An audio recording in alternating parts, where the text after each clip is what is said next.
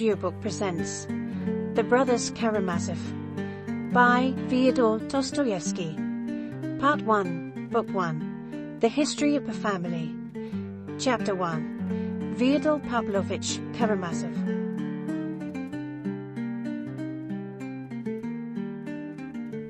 Alexey Fyodorovich Karamazov was the third son of Fyodor Pavlovich Karamazov, a landowner well known in our district in his own day, and still remembered among us owing to his gloomy and tragic death, which happened 13 years ago, and which I shall describe in its proper place. For the present I will only say that this landowner, for so we used to call him, although he hardly spent a day of his life on his own estate, was a strange type, yet one pretty frequently to be met with, a type abject and vicious and at the same time senseless. But he was one of those senseless persons who are very well capable of looking after their worldly affairs, and apparently after nothing else. Fyodor Pavlovich, for instance, began with next to nothing. His estate was of the smallest. He ran to dine at other men's tables, and fastened on them as a toady. Yet at his death it appeared that he had 100,000 rubles in hard cash. At the same time, he was all his life one of the most senseless, fantastical fellows in the whole district. I repeat, it was not stupidity. The majority of these fantastical fellows are shrewd and intelligent enough, but just senselessness, and a peculiar national form of it.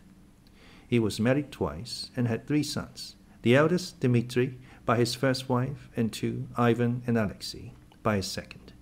Fyodor Pavlovich's first wife, Alyosha Ivanovna, belonged to a fairly rich and distinguished noble family, also landowners in our district, the Musovs. How it came to pass that an heiress, who was also a beauty, and moreover one of those vigorous, intelligent girls, so common in this generation, but sometimes also to be found in the last, could have married such a worthless, puny weakling as we all called him, I won't attempt to explain. I knew a young lady of the last romantic generation who, after some years of an enigmatic passion for a gentleman, whom she might quite easily have married at any moment, invented insuperable obstacles to their union, and ended by throwing herself one stormy night into a rather deep and rapid river from a high bank, almost a precipice, and so perished entirely to satisfy her own caprice, and to be like Shakespeare's Ophelia. Indeed, if this precipice, a chosen and favorite spot of hers, had been less picturesque, if there had been a prosaic flat bank in its place, most likely the suicide would never have taken place. This is a fact, and probably there have been not a few similar instances in the last 2 or 3 generations. Alyosha Ivanovna Musov's action was similarly, no doubt, an echo of other people's ideas, and was due to the irritation caused by lack of mental freedom. She wanted, perhaps, to show her feminine independence, to override class distinctions and the despotism of her family, and a pliable imagination persuaded her, we must suppose, for a brief moment that Fyodor Pavlovich, in spite of his parasitic position, was one of the bold and ironical spirits of that progressive epoch, though he was, in fact, an ill-natured buffoon and nothing more. What gave the marriage piquancy was that it was preceded by an elopement, and this greatly captivated Alyosha Ivanovna's fancy. Fyodor Pavlovich's position at the time made him specially eager for any such enterprise, for he was passionately anxious to make a career in one way or another.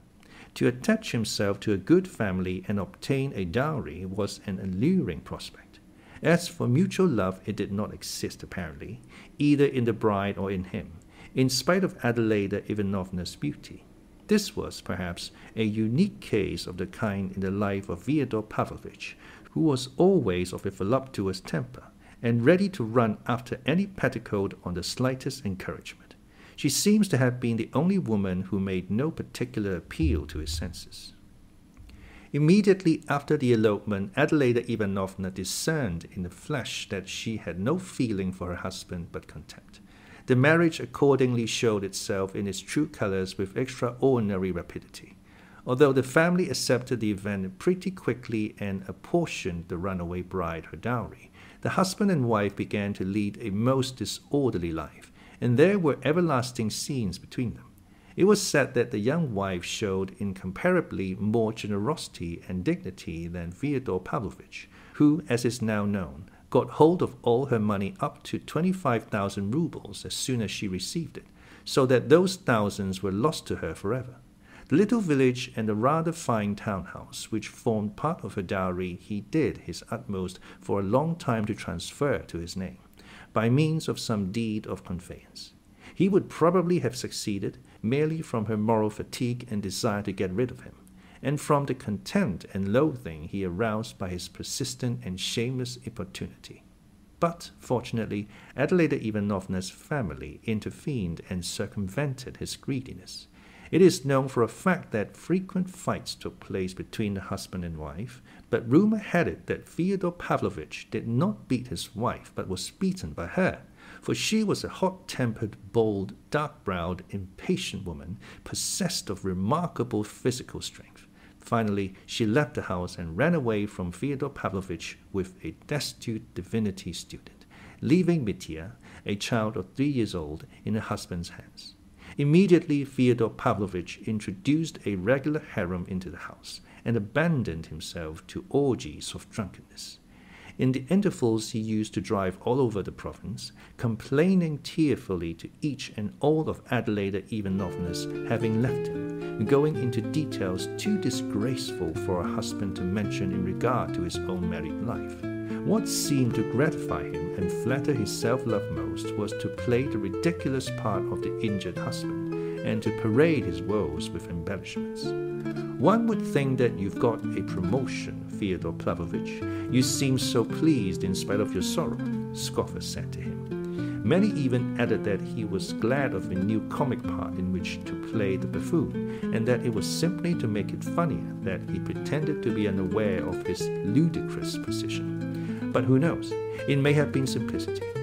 At last he succeeded in getting on the track of his runaway wife. The poor woman turned out to be in Petersburg, where she had gone with her divinity student, and where she had thrown herself into a life of complete emancipation.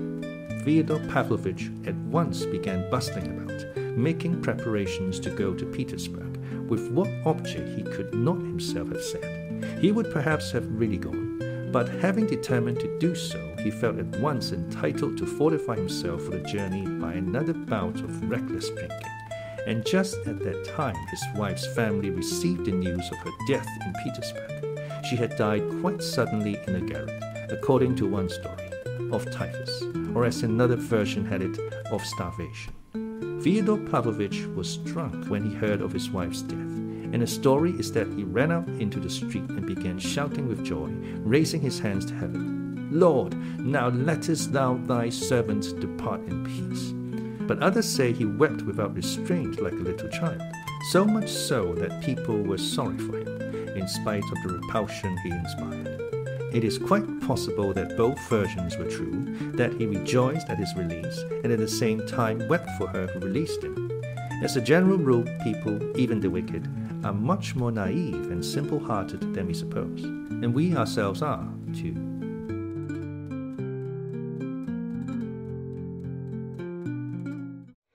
Toady. Toady. Now, a person who behaves obsequiously to someone important. Piquancy. Piquancy.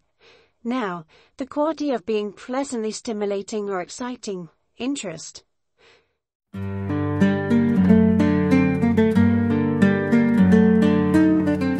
Chapter 2.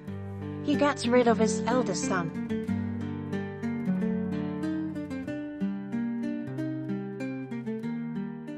You can easily imagine what a father such a man could be and how he would bring up his children. His behavior as a father was exactly what might be expected. He completely abandoned the child of his marriage with Adyelida Ivanovna, not from malice, nor because of his matrimonial grievances, but simply because he forgot him. While he was wearying everyone with his tears and complaints, and turning his house into a sink of debauchery, a faithful servant of the family, Grigory, took the 3-year-old Mitya into his care. If he hadn't looked after him, there would have been no one even to change the baby's little shirt. It happened, moreover, that the child's relations on his mother's side forgot him too at first. His grandfather was no longer living. His widow, Mitya's grandmother, had moved to Moscow and was seriously ill, while his daughters were married, so that Mitya remained for almost a whole year in old Grigory's charge and lived with him in a servant's cottage. But if his father had remembered him, he would have sent him back to the cottage, as the child would only have been in the way of his debaucheries. But a cousin of Mitya's mother, Pyotr Alexandrovich Musov, happened to return from Paris. He lived for many years afterwards abroad, but was at that time quite a young man, and distinguished among the Musovs as a man of enlightened ideas and of European culture, who had been in the capitals and abroad. Towards the end of his life, he became a liberal of the type common in the 40s and 50s. In the course of his career, he had come into contact with many of the most liberal men of his epoch, both in Russia and abroad. He had known Proudhon and Bakunin personally, and in his declining years was very fond of describing the 3 days of the Paris Revolution of February 1848, hinting that he himself had almost taken part in the fighting on the barricades. This was one of the most grateful recollections of his youth. He had an independent property of about 8,000 souls, to reckon in the old style.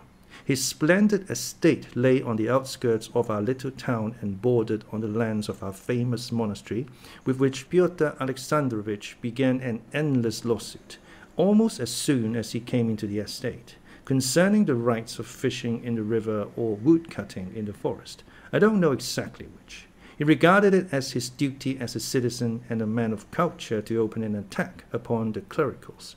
Hearing all about Adelaida Ivanovna, whom he, of course, remembered, and in whom he had at one time been interested, and learning of the existence of Mitya, he intervened, in spite of all his youthful indignation and contempt for Fyodor Pavlovitch. He made the latter's acquaintance for the first time, and told him directly that he wished to undertake the child's education.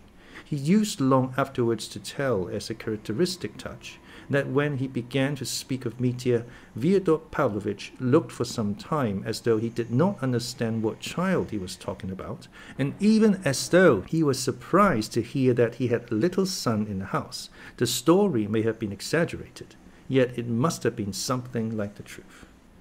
Fyodor Pavlovitch was all his life fond of acting, of suddenly playing an unexpected part, sometimes without any motive for doing so, and even to his own direct disadvantage, as, for instance, in the present case. This habit, however, is characteristic of a very great number of people, some of them very clever ones, not like Fyodor Pavlovitch. Pyotr Alexandrovich carried the business through vigorously, and was appointed, with Fyodor Pavlovitch, joint guardian of the child, who had a small property, a house and land, left him by his mother. Mitya did, in fact, pass into this cousin's keeping, but as the latter had no family of his own, and after securing the revenues of his estates was in haste to return at once to Paris, he left the boy in charge of one of his cousins, a lady living in Moscow. It came to pass that, settling permanently in Paris, he, too, forgot the child, especially when the Revolution of February broke out, making an impression on his mind that he remembered all the rest of his life. The Moscow lady died. Mitya passed into the care of one of her married daughters. I believe he changed his home a 4th time later on. I won't enlarge upon that now, as I shall have much to tell later of Fyodor Pavlovitch's firstborn, and must confine myself now to the most essential facts about him, without which I could not begin my story. In the first place, this Mitya, or rather Dmitry Fyodorovich, was the only one of Fyodor Pavlovitch's 3 sons who grew up in the belief that he had property, and that he would be independent on coming of age. He spent an irregular boyhood and youth. He did not finish his studies at a gymnasium. He got into a military school, then went to the Caucasus, was promoted, fought a duel, and was degraded to the ranks, earned promotion again, led a wild life, and spent a good deal of money. He did not begin to receive any income from Fyodor Pavlovitch until he came of age, and until then got into debt. He saw and knew his father, Fyodor Pavlovich, for the first time on coming of age, when he visited our neighborhood on purpose to settle with him about his property. He seems not to have liked his father. He did not stay long with him, and made haste to get away, having only succeeded in obtaining a sum of money, and entering into an agreement for future payments from the estate of the revenues and value of which he was unable, upon this occasion, to get a statement from his father. Fyodor Pavlovich remarked for the first time then that Mitya had a vague and exaggerated idea of his property. Fyodor Pavlovich was very well satisfied with this, as in fell in with his own designs. He gathered only that the young man was frivolous, unruly, of violent passions, impatient, and dissipated, and that if he could only obtain ready money he would be satisfied, although only, of course, for a short time. So Fyodor Pavlovich began to take advantage of this fact, sending him from time to time small doses in installments. In the end, when 4 years later, Mitya, losing patience, came a second time to our little town to settle up once for all with his father, it turned out to his amazement that he had nothing, that it was difficult to get an account even, that he had received the whole value of his property in sums of money from Fyodor Pavlovich, and was perhaps even in debt to him, that by various agreements into which he had, of his own desire, entered at various previous dates, he had no right to expect anything more, and so on and so on. The young man was overwhelmed, suspected deceit and cheating, and was almost beside himself. And indeed, this circumstance led to the catastrophe, the account of which forms the subject of my first introductory story, or rather the external side of it. But before I pass to that story, I must say a little of Fyodor Pavlovich's other two sons, and of their origin.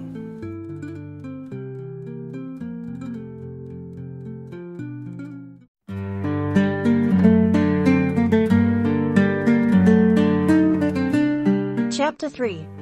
The Second Marriage and the Second Founding.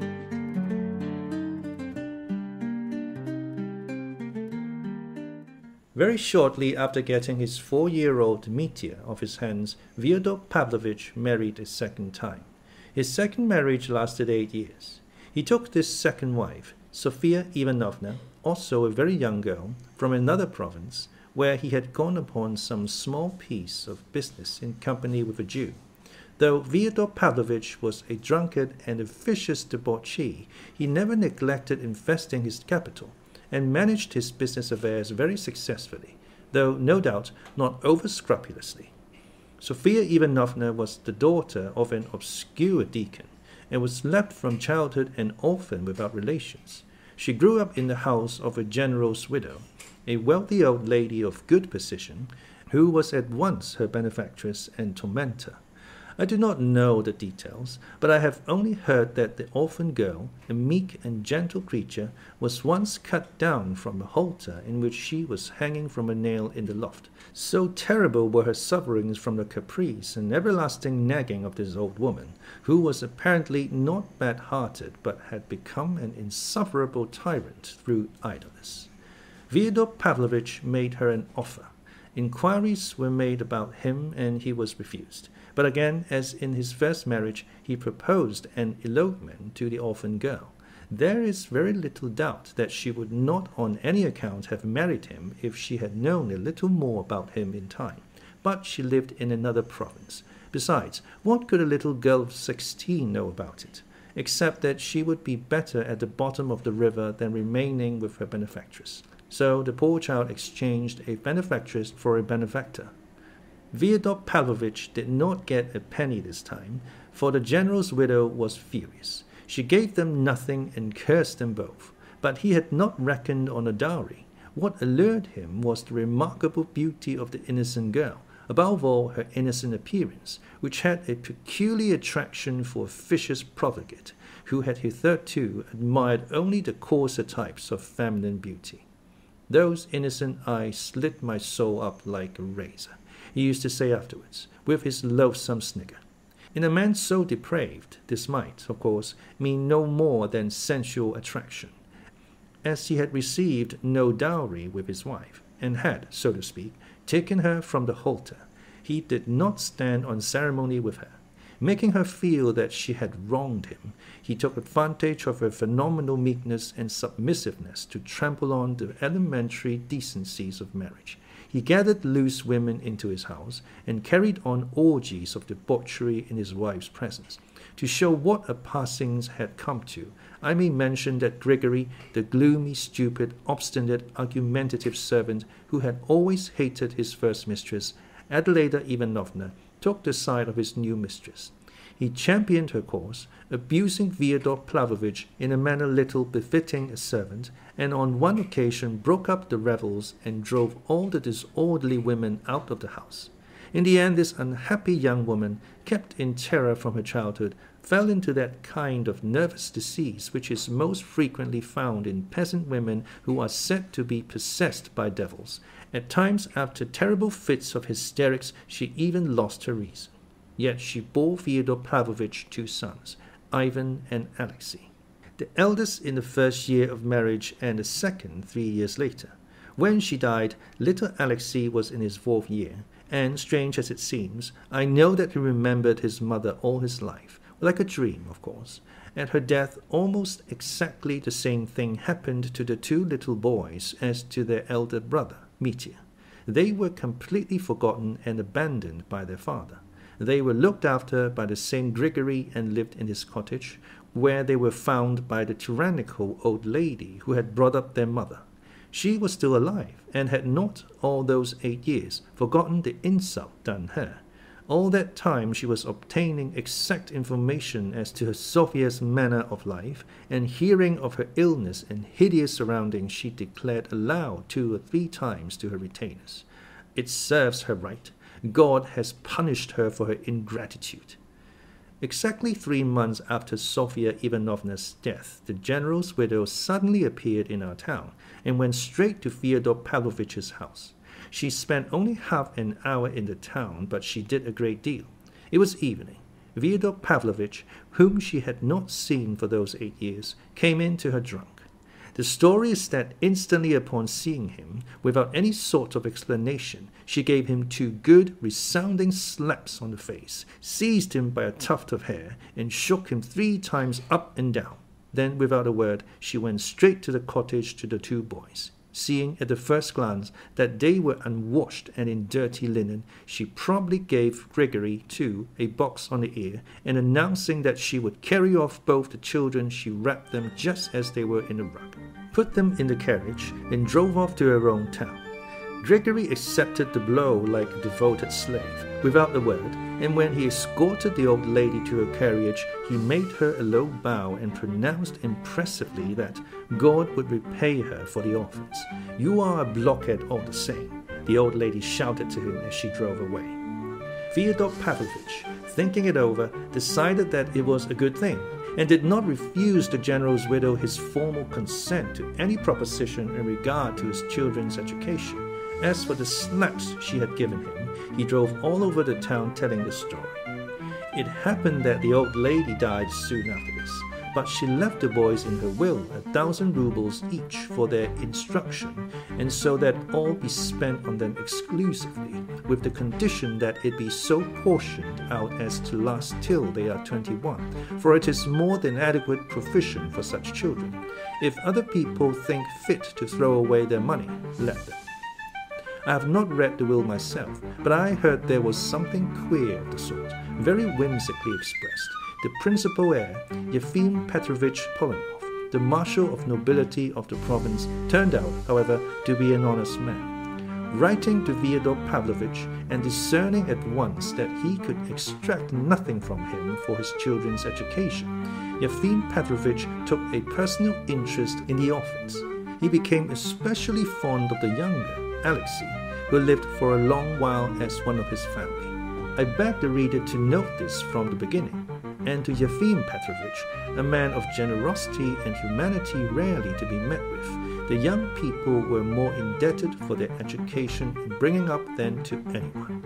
He kept the 2,000 rubles left to them by the general's widow intact, so that by the time they came of age, their portions had been doubled by the accumulation of interest. He educated them both at his own expense, and certainly spent far more than 1,000 rubles upon each of them. I won't enter into a detailed account of their boyhood and youth, but will only mention a few of the most important events. Of the elder, Ivan, I will only say that he grew into a somewhat morose and reserved, though far from timid boy.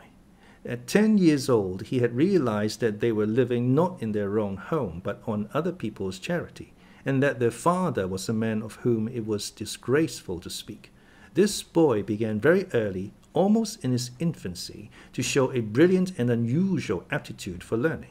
I don't know precisely why, but he left the family of Yevim Petrovich when he was hardly 13, entering a Moscow gymnasium and boarding with an experienced and celebrated teacher, an old friend of Yevim Petrovich. Ivan used to declare afterwards that this was all due to the ardor for good works of Yevim Petrovich, who was captivated by the idea that the boy's genius should be trained by a teacher of genius.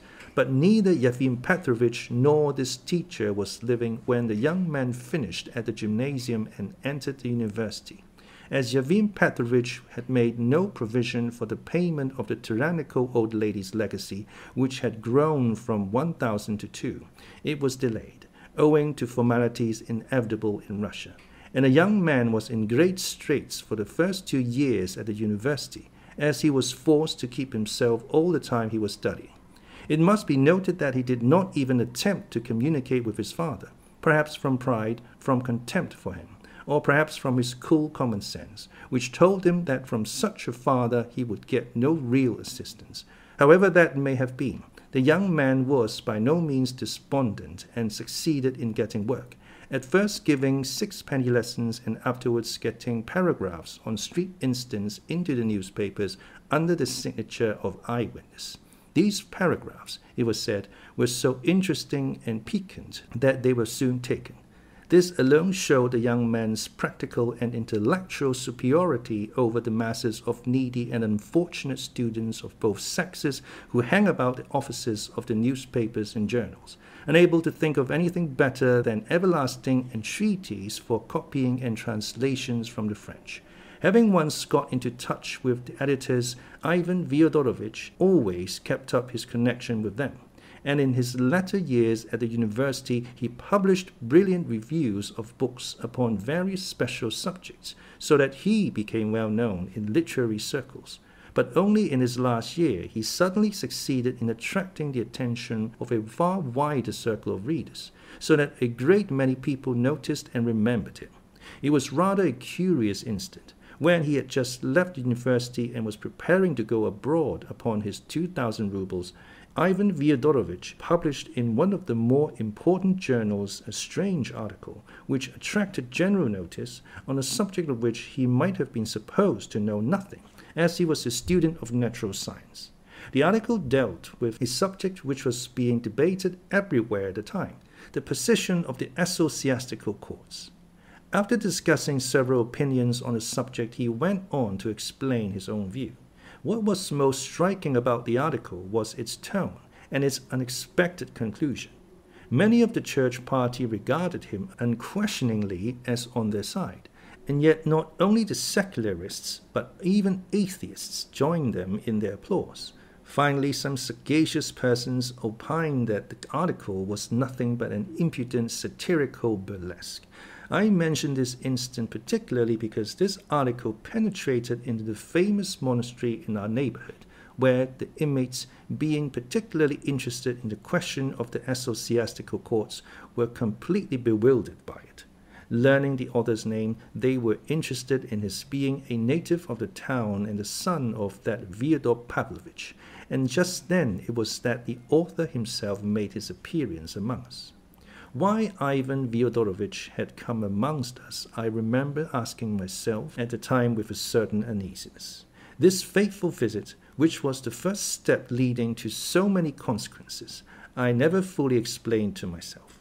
It seemed strange on the face of it that a young man so learned, so proud, and apparently so cautious, should suddenly visit such an infamous house, and the father who had ignored him all his life, hardly knew him, never thought of him, and would not under any circumstances have given him money, though he was always afraid that his sons Ivan and Alexey would also come to ask him for it.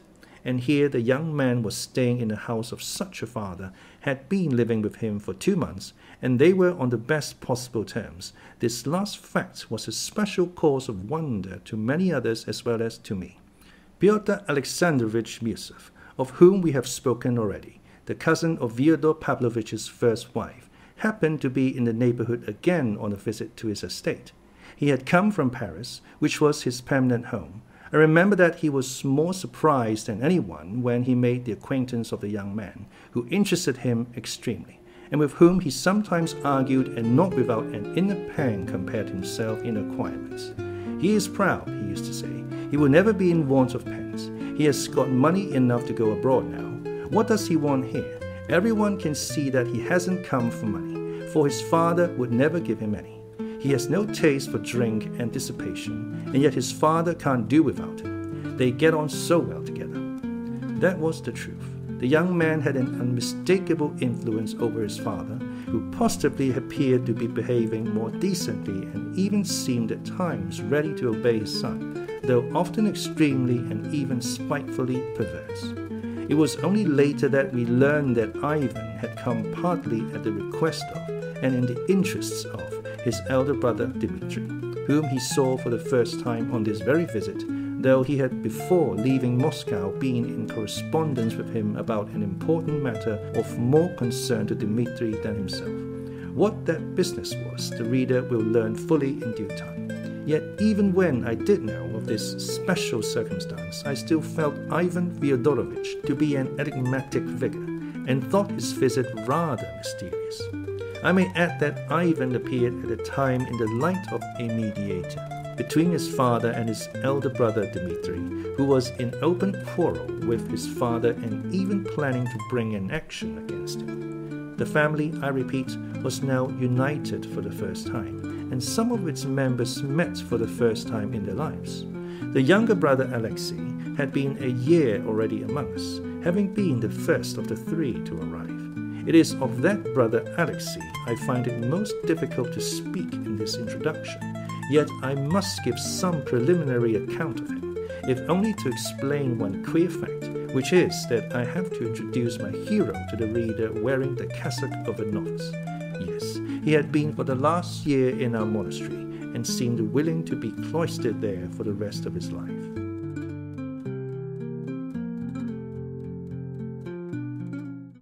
Profligate. Now, a licentious, dissolute person. Opine. Verb, hold and state as one's opinion.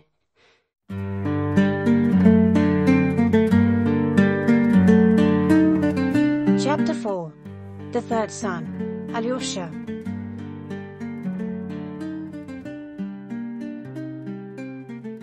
He was only 20. His brother Ivan was in his 24th year at the time, while their elder brother Dmitri was 27.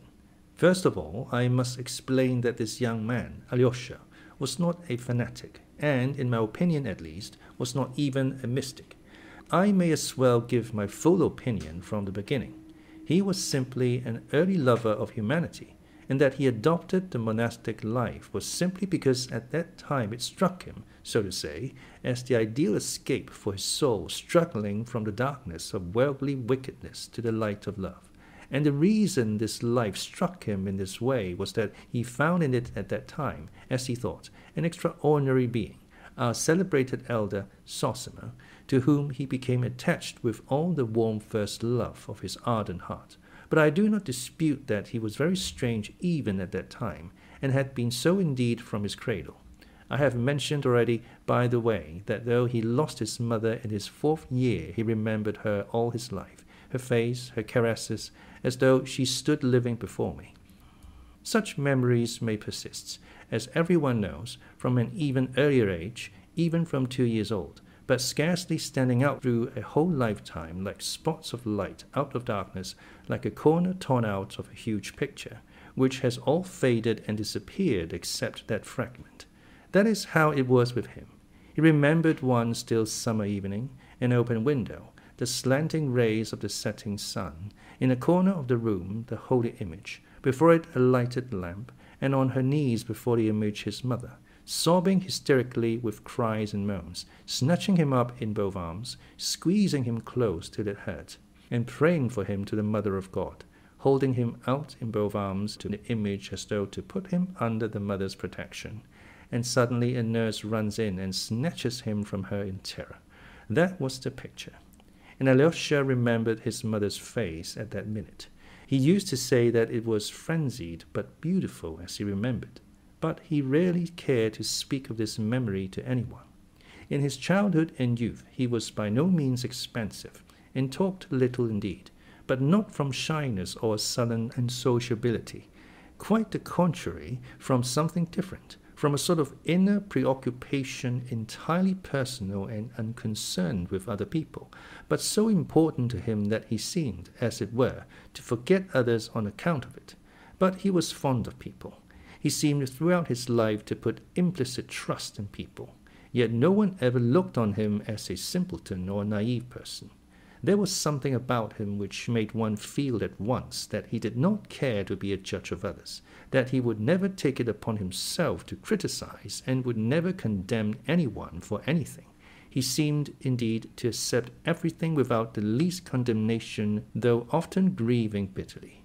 And this was so much so that no one could surprise or frighten him even in his earliest youth.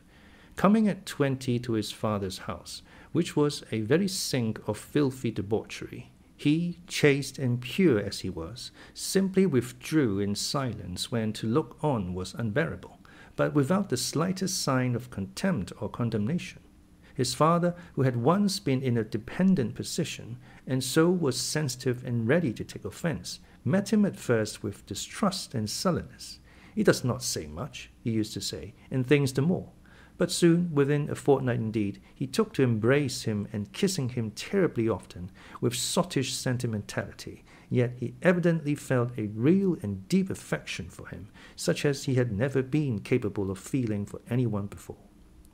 Everyone, indeed, loved this young man wherever he went, and it was so from his earliest childhood.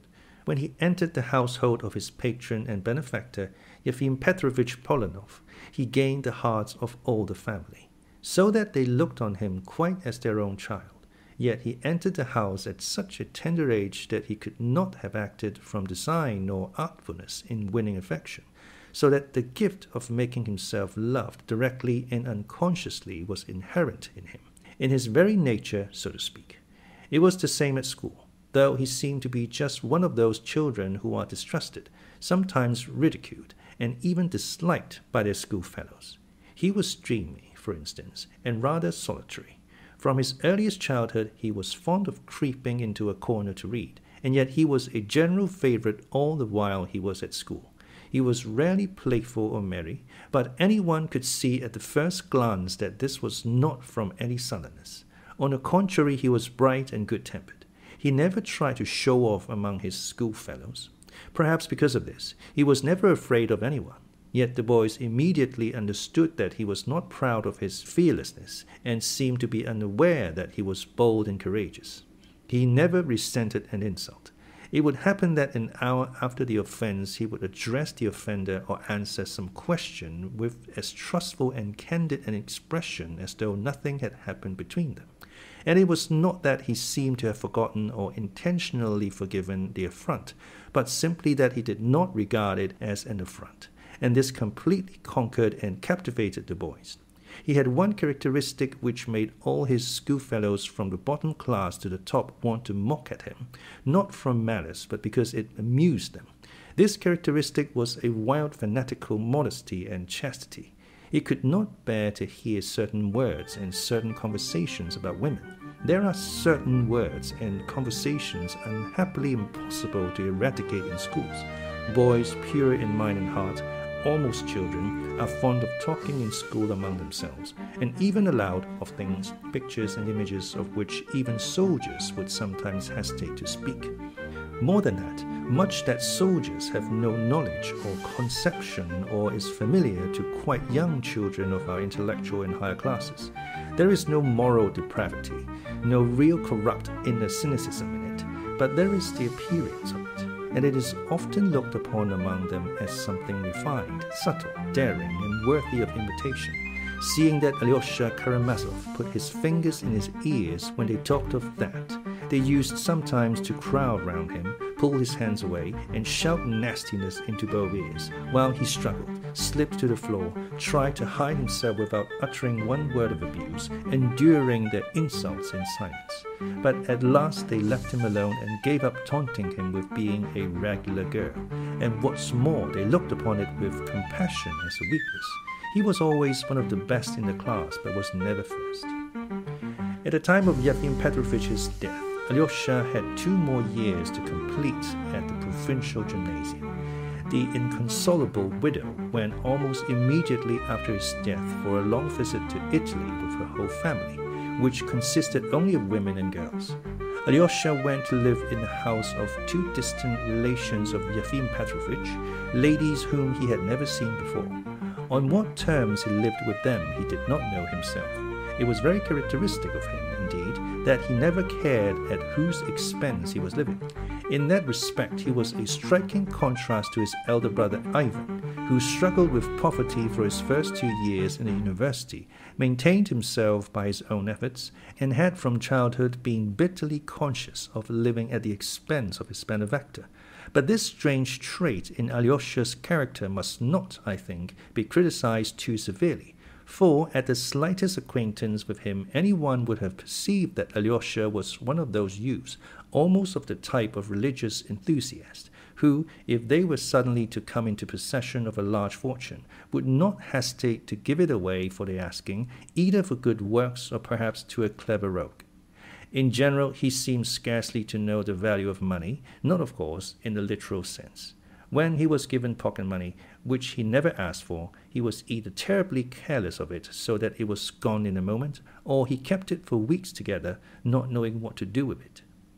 In later years, Pyotr Alexandrovich Musev, a man very sensitive on the score of money and bourgeois honesty, pronounced the following judgment, after getting to know Alyosha. Here is perhaps the one man in the world whom you might leave alone without a penny, in the center of an unknown town of 1 million inhabitants, and he would not come to harm. He would not die of cold and hunger, for he would be fed and sheltered at once. And if he were not, he would find a shelter for himself, and it would cost him no effort or humiliation.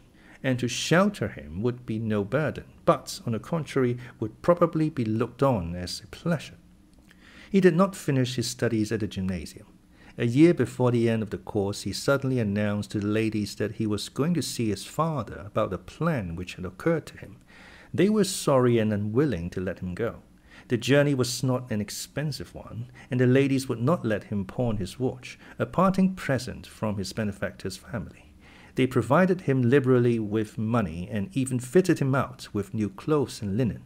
But he returned half the money they gave him, saying that he intended to go 3rd class. On his arrival in the town, he made no answer to his father's first inquiry why he had come before completing his studies, and seemed, so they say, unusually thoughtful.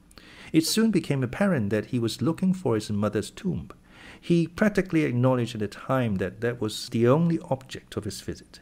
But it can hardly have been the whole reason of it. It is more probable that he himself did not understand and could not explain what had suddenly arisen in his soul and drawn him irresistibly into a new, unknown, but inevitable path. Fyodor Pavlovich could not show him where his second wife was buried, for he had never visited her grave since he had thrown earth upon her coffin, and in the course of years had entirely forgotten where she was buried. Fyodor Pavlovich, by the way, had for some time previously not been living in our town. 3 or 4 years after his wife's death, he had gone to the south of Russia and finally turned up in Odessa, where he spent several years. He made the acquaintance at first, in his own words, of a lot of low Jews, Jewesses and Jewkins, and ended by being received by Jews high and low alike. It may be presumed that at this period he developed a peculiar faculty for making and hoarding money. He finally returned to our town only 3 years before Alyosha's arrival. His former acquaintances found him looking terribly aged, although he was by no means an old man. He behaved not exactly with more dignity, but with more effrontery. The former buffoon showed an insolent propensity for making buffoons of others. His depravity with women was not simply what it used to be, but even more revolting.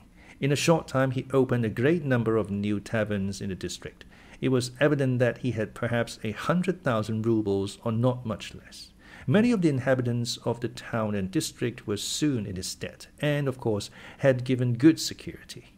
Of late, too, he looked somehow bloated and seemed more irresponsible, more uneven, had sunk into a sort of incoherence, used to begin one thing and go on with another, as though he were letting himself go altogether. He was more and more frequently drunk, and if it had not been for the same servant Grigory, who by that time had aged considerably too, and used to look after him sometimes almost like a tutor, Fyodor Pavlovitch might have got into terrible scrapes. Alyosha's arrival seemed to affect even his moral side, as though something had awakened in this prematurely old man which had long been dead in his soul. "Do you know," he used often to say, looking at Alyosha, "that you are like her, the crazy woman?" That was what he used to call his dead wife, Alyosha's mother. Grigory it was who pointed out the crazy woman's grave to Alyosha. He took him to our town cemetery and showed him in a remote corner a cast-iron tombstone, cheap but decently kept, on which were inscribed the name and age of the deceased and the date of her death, and below a 4-lined verse, such as are commonly used on old-fashioned middle-class tombs. To Alyosha's amazement, this tomb turned out to be Grigory's doing. He had put it up on the poor crazy woman's grave at his own expense, after Fyodor Pavlovitch, whom he had often pestered about the grave, had gone to Odessa, abandoning the grave and all his memories. Alyosha showed no particular emotion at the sight of his mother's grave. He only listened to Grigory's minute and solemn account of the erection of the tomb. He stood with bowed head and walked away without uttering a word. It was perhaps a year before he visited the cemetery again. But this little episode was not without an influence upon Fyodor Pavlovitch, and a very original one. He suddenly took 1,000 rubles to a monastery to pay for requiems for the soul of his wife, but not for the second, Alyosha's mother, the crazy woman, but for the first, Adelaida Ivanovna, who used to thrash him. In the evening of the same day he got drunk and abused the monks to Alyosha.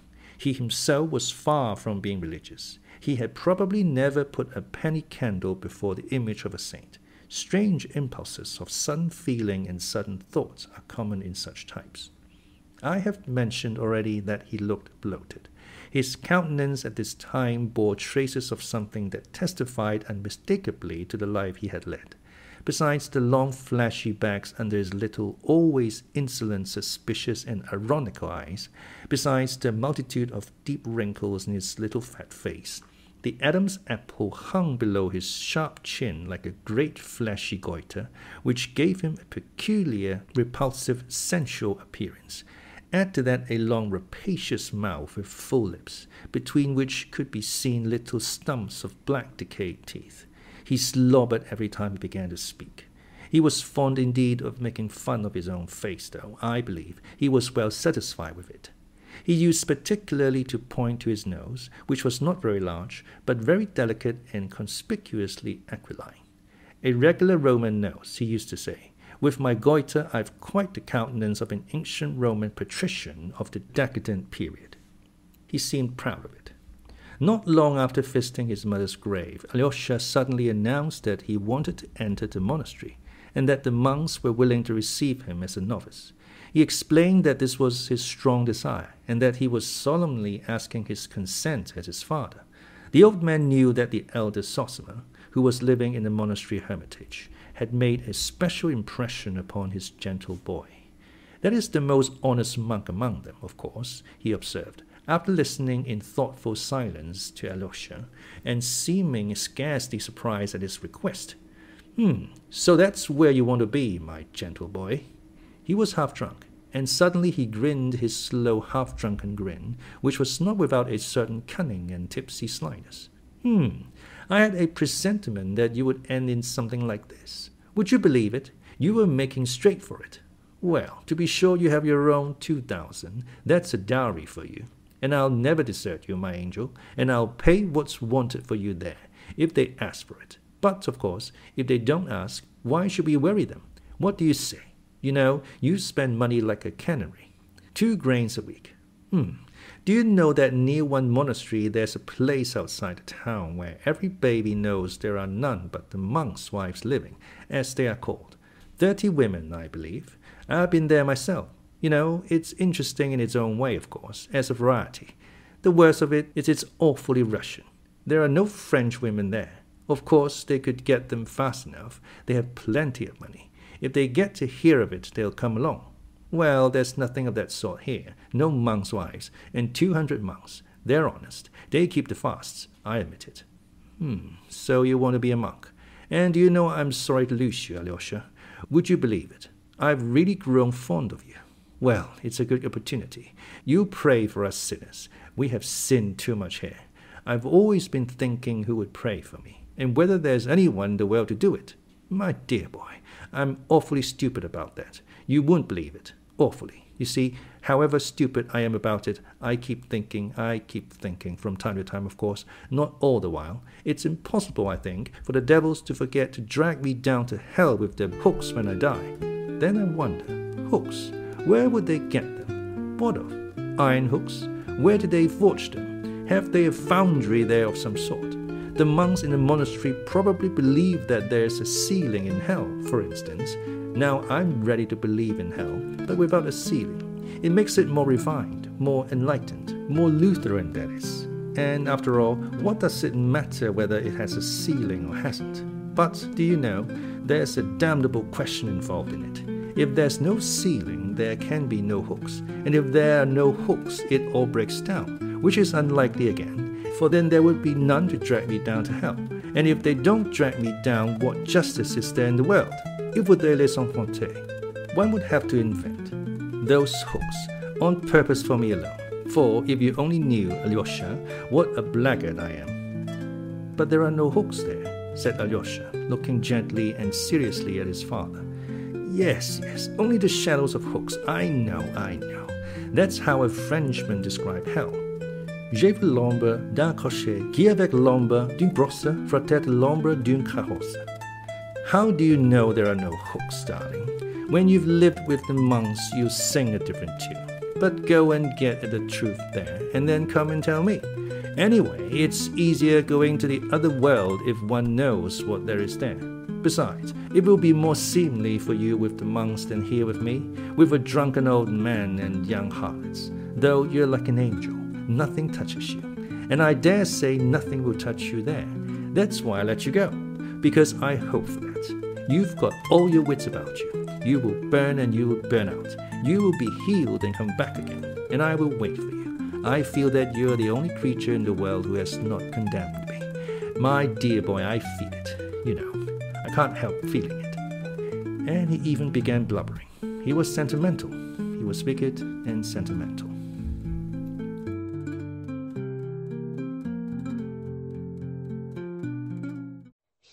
Sottish. Adjective. Stupidified with or as if with drunken. Goiter. Now, abnormal enlargement of the thyroid gland, often visible as a swelling in the neck. Patrician. Now, an aristocrat or nobleman. Decadent. Adjective, characterized by or reflecting a state of moral or cultural decline. Blackguard. Now, a man who behaves in a dishonorable or contemptible way.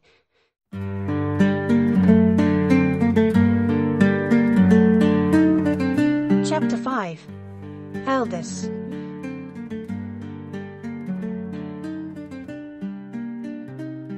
Some of my readers may imagine that my young man was a sickly, aesthetic, poorly developed creature, a pale, consumptive dreamer.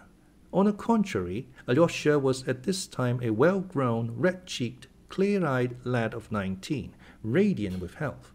He was very handsome too, graceful, moderately tall, with hair of a dark brown, with a regular, rather long, oval-shaped face, and white-set, dark grey, shining eyes. He was very thoughtful and apparently very serene.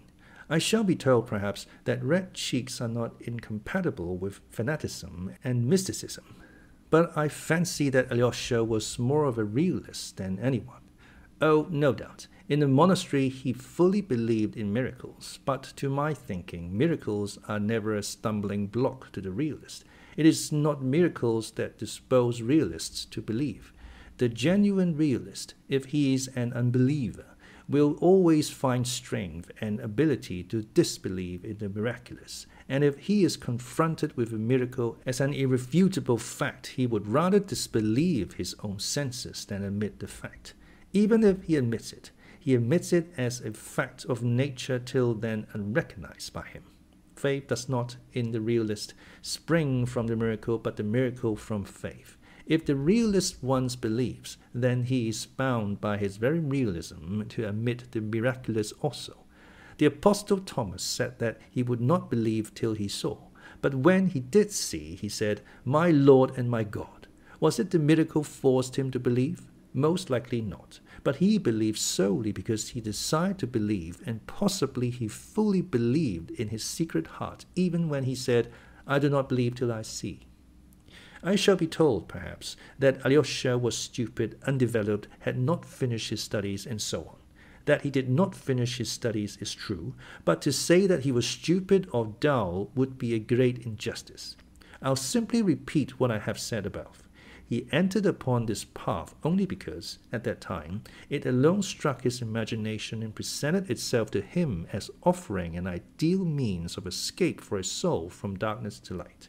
Add to that he was to some extent a youth of our last epoch, that is, honest in nature, desiring the truth, seeking for it and believing in it, and seeking to deserve it at once with all the strength of his soul, seeking for immediate action and ready to sacrifice everything, life itself, for it. Though these young men unhappily fail to understand that the sacrifice of life is, in many cases, the easiest of all sacrifices, and that to sacrifice, for instance, 5 or 6 years of their seething youth to hard and tedious study, if only to multiply tenfold their powers of serving the truth and the cause they have set before them as their goal. Such a sacrifice is utterly beyond the strength of many of them. The path Alyosha chose was a path going in the opposite direction, but he chose it with the same thirst for swift achievement. As soon as he reflected seriously, he was convinced of the existence of God and immortality, and at once he instinctively said to himself, "I want to live for immortality, and I will accept no compromise." In the same way, if he had decided that God and immortality did not exist, he would at once have become an atheist and a socialist. For socialism is not merely the labor question. It is before all things the atheistic question, the question of the form taken by atheism today, the question of the Tower of Babel built without God, not to mount to heaven from earth, but to set up heaven on earth. Alyosha would have found it strange and impossible to go on living as before. It is written, "Give all that thou hast to the poor and follow me, if thou wouldst be perfect." Alyosha said to himself, "I can't give 2 rubles instead of all, and only go to Mass instead of following him." Perhaps his memories of childhood brought back our monastery, to which his mother may have taken him to Mass. Perhaps the slanting sunlight and the holy image to which his poor crazy mother had held him up still acted upon his imagination. Brooding on these things, he may have come to us perhaps only to see whether here he could sacrifice all, only 2 rubles. And in the monastery he met his elder. I must digress to explain what an elder is in Russian monasteries, and I am sorry that I do not feel very competent to do so. I will try, however, to give a superficial account of it in a few words. Authorities on the subject assert that the institution of elders is of recent date, not more than 100 years old in our monasteries, though in the Orthodox East, especially in Sinai and Athos, it has existed over 1,000 years. It is maintained that it existed in ancient times in Russia also, but through the calamities which overtook Russia, the Tatars, civil war, the interruption of relations with the East after the destruction of Constantinople, this institution fell into oblivion. It was revived among us towards the end of last century by one of the great ascetics, as they called him, Paisy Velishkovsky, and his disciples. But to this day it exists in few monasteries only, and has sometimes been almost persecuted as an innovation in Russia. It flourished especially in the celebrated Koselski-Optin monastery. When and how it was introduced into our monastery I cannot say. There had always been 3 such elders, and Zosima was the last of them. But he was almost dying of weakness and disease, and they had no one to take his place. The question for our monastery was an important one, for it had not been distinguished by anything in particular till then. They had neither relics of saints, nor wonder-working icons, nor glorious traditions, nor historical exploits. It had flourished and been glorious all over Russia through its elders, to see and hear whom pilgrims had flocked for thousands of miles from all parts. What was such an elder? An elder was one who took your soul, your will, into his soul and his will. When you choose an elder, you renounce your own will and yield it to him in complete submission, complete self-abnegation. This novitiate, this terrible school of abnegation, is undertaken voluntarily in the hope of self-conquest, of self-mastery, in order, after a life of obedience, to attain perfect freedom, that is, from self, to escape the lot of those who have lived their whole life without finding their true selves in themselves. This institution of elders is not founded on theory, but was established in the East from the practice of 1,000 years. The obligations due to an elder are not the ordinary obedience which has always existed in our Russian monasteries. The obligation involves confession to the elder by all who have submitted themselves to him, and to the indissoluble bond between him and them. The story is told, for instance, that in the early days of Christianity, one such novice, failing to fulfill some command laid upon him by his elder, left his monastery in Syria and went to Egypt. There, after great exploits, he was found worthy at last to suffer torture and a martyr's death for the faith. When the church, regarding him as a saint, was burying him, suddenly, at the deacon's exhortation, "Depart all ye unbaptized," the coffin containing the martyr's body left its place and was cast forth from the church, and this took place 3 times. And only at last they learned that this holy man had broken his vow of obedience and left his elder, and therefore could not be forgiven without the elder's absolution in spite of his great deeds. Only after this could the funeral take place. This, of course, is only an old legend, but here is a recent instance. A monk was suddenly commanded by his elder to quit Athos, which he loved as a sacred place and a haven of refuge, and to go first to Jerusalem to do homage to the holy places, and then go to the north to Siberia. There is the place for thee, and not here. The monk, overwhelmed with sorrow, went to the ecumenical patriarch at Constantinople and besought him to release him from his obedience. But the patriarch replied that not only was he unable to release him, but there was not and could not be on earth a power which could release him except the elder who had himself laid that duty upon him. In this way, the elders are endowed in certain cases with unbounded and inexplicable authority. That is why in many of our monasteries the institution was at first resisted almost to persecution. Meantime, the elders immediately began to be highly esteemed among the people. Masses of the ignorant people as well as men of distinction flocked, for instance, to the elders of our monastery to confess their doubts, their sins, and their sufferings, and ask for counsel and admonition. Seeing this, the opponents of the elders declared that the sacrament of confession was being arbitrarily and frivolously degraded, though the continual opening of the heart to the elder by the monk or the layman had nothing of the character of the sacrament. In the end, however, the institution of elders has been retained and is becoming established in Russian monasteries. It is true, perhaps, that this instrument, which had stood the test of 1,000 years for the moral regeneration of man from slavery to freedom and to moral perfectibility, may be a two-edged weapon, and it may lead some not to humility and complete self-control, but to the most satanic pride. that is, to bondage and not to freedom. The eldest Zosima was 65. He came of a family of landowners, had been in the army in early youth, and served in the Caucasus as an officer. He had, no doubt, impressed Alyosha by some peculiar quality of his soul. Alyosha lived in the cell of the elder, who was very fond of him and let him wait upon him. It must be noted that Alyosha was bound by no obligation and could go where he pleased and be absent for whole days. Though he wore the monastic dress, it was voluntarily, not to be different from others. No doubt he liked to do so. Possibly his youthful imagination was deeply stirred by the power and fame of his elder. It was said that so many people had for years past come to confess their sins to Father Zosima and to entreat him for words of advice and healing, that he had acquired the keenest intuition and could tell from an unknown face what a newcomer wanted and what was the suffering on his conscience.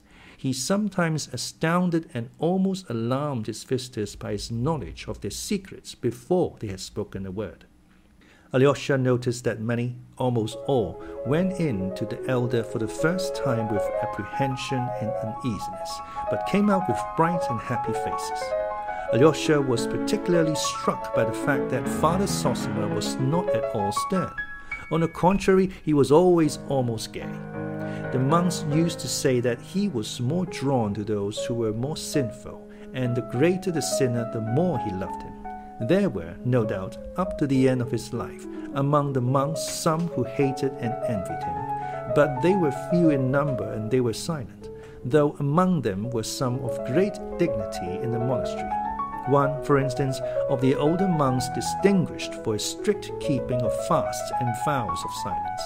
But the majority were on Father Zosima's side, and very many of them loved him with all their hearts, warmly and sincerely. Some were almost fanatically devoted to him, and declared, though not quite aloud, that he was a saint, that there could be no doubt of it, and seeing that his end was near, they anticipated miracles and great glory to the monastery in the immediate future from his relics. Alyosha had unquestioning faith in the miraculous power of the elder, just as he had unquestioning faith in the story of the coffin that flew out of the church. He saw many who came with sick children or relatives and besought the elder to lay hands on them and to pray over them, returned shortly after, some the next day, and, falling in tears at the elder's feet, thanked him for healing their sick. Whether they had really been healed or were simply better in the natural course of the disease was a question which did not exist for Alyosha, for he fully believed in the spiritual power of his teacher and rejoiced in his fame, in his glory, as though it were his own triumph. His heart throbbed, and he beamed, as it were, all over when the elder came out to the gates of the hermitage into the waiting crowd of pilgrims of the humbler class who had flocked from all parts of Russia on purpose to see the elder and obtain his blessing. They fell down before him, wept, kissed his feet, kissed the earth on which he stood, and wailed, while the women held up their children to him and brought him the sick possessed with devils. The elder spoke to them, read a brief prayer over them, blessed them, and dismissed them. Of late he had become so weak through attacks of illness that he was sometimes unable to leave his cell, and the pilgrims waited for him to come out for several days. Alyosha did not wonder why they loved him so, why they fell down before him and wept with emotion merely at seeing his face. Oh, he understood that for the humble soul of the Russian peasant, worn out by grief and toil, and still more by the everlasting injustice and everlasting sin, his own and the world's, it was the greatest need and comfort to find someone or something holy to fall down before and worship. Among us there is sin, injustice, and temptation, but yet somewhere on earth there is someone holy and exalted. He has the truth, he knows the truth, so it is not dead upon the earth. So it will come one day to us too, and rule over all the earth according to the promise. Alyosha knew that this was just how the people felt and even reasoned.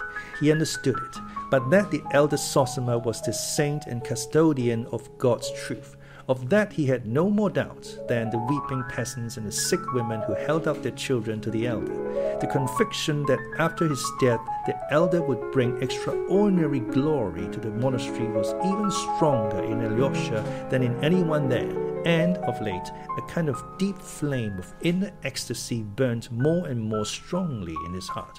He was not at all troubled at this elder standing as a solitary example before him. No matter, he is holy. He carries in his heart the secret of renewal for all, that power which will, at last, establish truth on the earth, and all men will be holy and love one another, and there will be no more rich nor poor, no exalted nor humbled, but all will be as the children of God, and the true kingdom of Christ will come. That was the dream in Alyosha's heart. The arrival of his two brothers, whom he had not known till then, seemed to make a great impression on Alyosha. He more quickly made friends with his half-brother Dmitri than with his own brother Ivan. He was extremely interested in his brother Ivan, but when the latter had been 2 months in the town, though they had met fairly often, they were still not intimate. Alyosha was naturally silent, and he seemed to be expecting something, ashamed about something, while his brother Ivan, though Alyosha noticed at first that he looked long and curiously at him, seemed soon to have left off thinking of him. Alyosha noticed it with some embarrassment. He ascribed his brother's indifference at first to the disparity of their age and education, but he also wondered whether the absence of curiosity and sympathy in Ivan might be due to some other cause entirely unknown to him. He kept fancying that Ivan was absorbed in something inward and important, that he was striving towards some goal, perhaps very hard to attain, and that was why he had no thought for him. Alyosha wondered too whether there was not some contempt on the part of the learned atheist for him, a foolish novice. He knew for certain that his brother was an atheist. He could not take offense at this contempt, if it existed, yet with an uneasy embarrassment which he did not himself understand, he waited for his brother to come nearer to him. Dmitri used to speak of Ivan with the deepest respect and with a peculiar earnestness. From him Alyosha learned all the details of the important affair which had of late formed such a close and remarkable bond between the two elder brothers. Dmitri's enthusiastic references to Ivan were the more striking in Alyosha's eyes since Dmitri was, compared with Ivan, almost uneducated, and the two brothers were such a contrast in personality and character that it would be difficult to find two men more unlike. It was at this time that the meeting, or rather gathering of the members of this inharmonious family took place in the cell of the elder, who had such an extraordinary influence on Alyosha. The pretext for this gathering was a false one. It was at this time that the discord between Dmitri and his father seemed at its acutest stage, and their relations had become insufferably strained.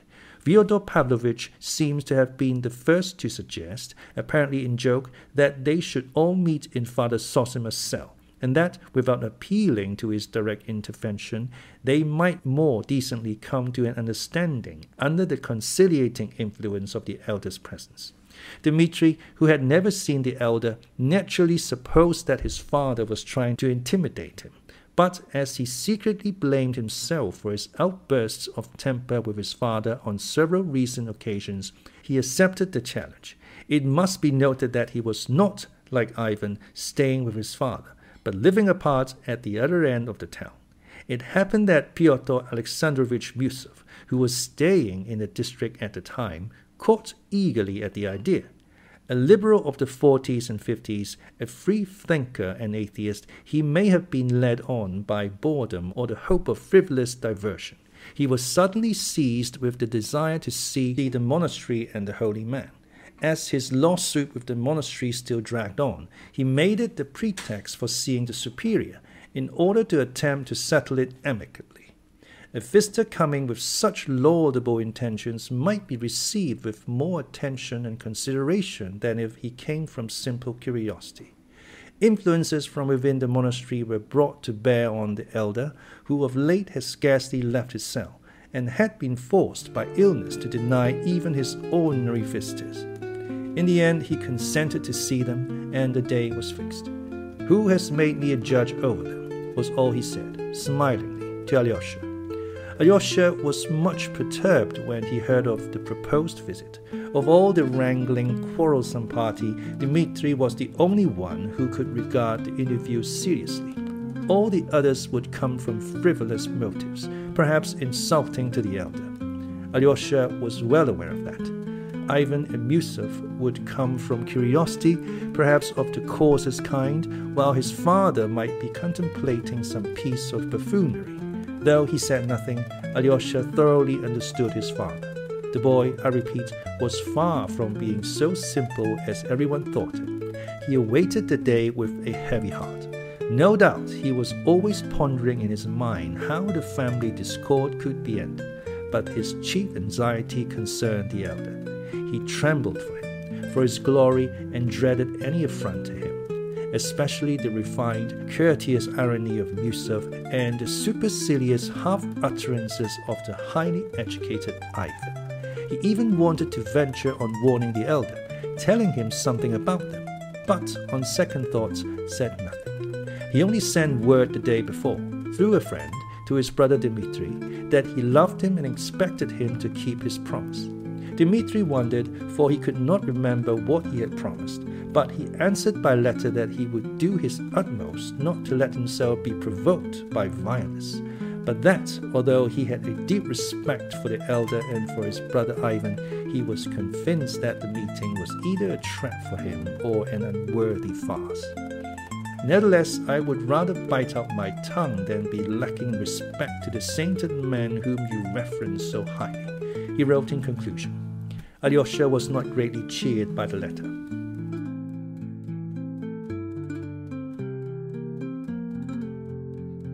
Self-abnegation. Self-abnegation. Now, the action of renouncing or rejecting something. Novitiate. Novitiate. Now, the period or state of being a novice, especially in the religious order. Indissoluble. Indissoluble. Adjective, unable to be destroyed, lasting. Conciliate. Conciliate. Verb, stop someone being angry or discontented. Placate.